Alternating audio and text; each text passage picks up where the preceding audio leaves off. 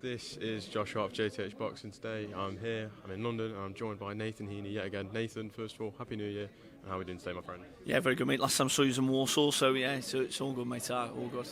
Obviously, we're here today for another fight announcement, the first defence of your British title. You'll be facing Brad Pauls in Birmingham, a bit closer to home this time as well.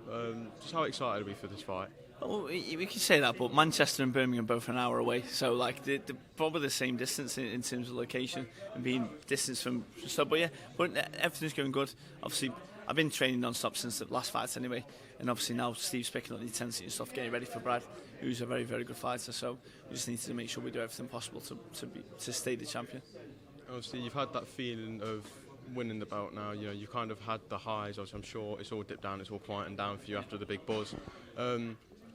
What are we expecting from Brad Pauls coming this fight? We've seen Brad, we saw him challenge Tyler Denny last year, a good friend of yours, but he's rebuilt himself, picked up the English middleweight title. Yeah. What can we expect from Brad Pauls, or what do you see in him? I can expect exactly like I was with Dennis Bentley, a very motivating, inspired performance. Obviously, win one of the best belts in boxing for the British title. He's very strong. He's got a very good jab, probably defensively better than what you would assume he is. But yeah, I think it's going to be good. And what can we expect from you, not just in this fight, but obviously 2024 as a whole is a very big year in your career. You know, not many people would have expected you to be coming into this year with the British title, but here we are. What can we expect from Nathan Heaney in 2024? Just committing myself best as possible to the sport, and obviously keep progressing, keep winning, and hopefully be on some of the biggest shows in the world, hopefully. Which, domestic, I'm on some of the biggest shows now. Two Magnificent 7 cards in a row, headlining both of them. And yeah, we're just going to see what happens. And what does that say about the support that you get from the people? Obviously, you know, the last Magnificent 7 card, originally you were set as the co-main event, but you got pushed up to the main. You're headlining this one again. It says something about the support from the Stokies, doesn't it? Well, yeah, I've unofficially headlined probably another 3 or 4 shows because of the amount of support I bring, and that's why I said in the last fight, to be honest, when it comes to obviously the supporters, they deserve these shows, and obviously it was for me to show that I deserved it as a fighter, and obviously by winning the British title, we both deserve to be there now. It's just good.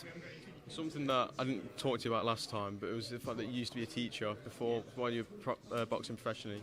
What subjects were you actually teaching? Yeah, so I used to teach sports, so basically it was like BTEC qualifications from level 2 to level 3. Even actually I taught some level 1s, and then I also taught the HND degree course as well. So you teach sports science, sports nutrition, sports coaching, all the different facets of sports I'd teach essentially. See, that would have been very beneficial for me. I did a GCSE PE, wasn't very good at the science part of it, so you never know, maybe if I had you as my teacher I might have done a little bit better, but oh well. You know, when you look at that journey of the fact that you're used to having to do boxing as like more of the side time thing, and you look at the journey that you've been on, it is quite remarkable, isn't it? Oh yeah, it absolutely is. Seeing Frank over there, yeah, it certainly is, mate. Like, particularly it's even weird now when I see my students I used to teach at the college, they come to me fights, and it's great. Obviously to them I was just their teacher, but now I'm obviously the British champion, and I've been on these big shows, and they watch me along the way. So no, it's very, very good, and yeah. Being on this Magnificent 7 card, obviously we've got 7 great fights. I'm sure there'll be another few fights to be announced. But out of every single fight on this card, which one are you looking forward to the most? Yeah, I've mentioned I'm looking forward to some lads that possibly be coming through in terms of Ethan James and Owen. My head's gone here. Owen Cooper. Bloody hell, my head completely went there because I think that's a very, very good fight. I've got in my head who I think will win. I'm not going to say, but it's and if the lad wins who I think will win, hopefully they're going through very good things and moving up the card and everything because he's a very talented fighter.